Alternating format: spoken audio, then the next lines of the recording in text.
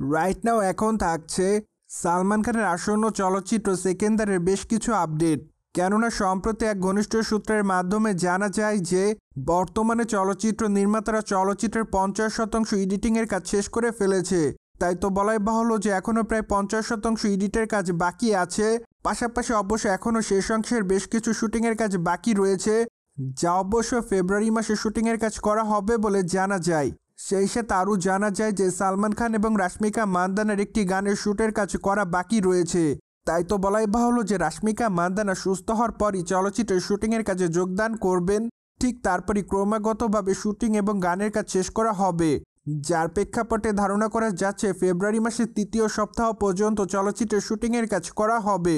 পাশাপাশি আরও জানা যায় যে ফেব্রুয়ারি মাসের শেষের দিকে চলচ্চিত্রের প্রমোশনালের ক্যাম্পিং শুরু করবেন নির্মাতারা।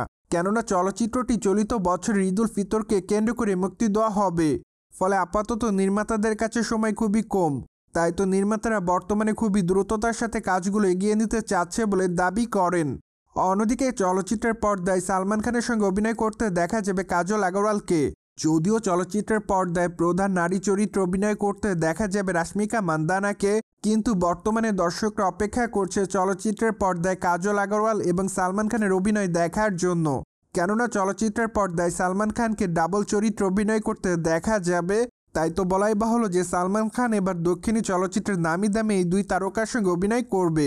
প্রসঙ্গত মাঝে অবশ্য সালমান খানের জন্মদিন উপলক্ষে চলচ্চিত্রটির টিজার মুক্তি দিয়েছিল নির্মাতারা। সেখানে অবশ্য শুধুমাত্র সালমান খানের লুক দেখানো হয়েছিল, যা অবশ্য সকল দর্শকদের কাছে নজর কাড়ার মতোই ছিল।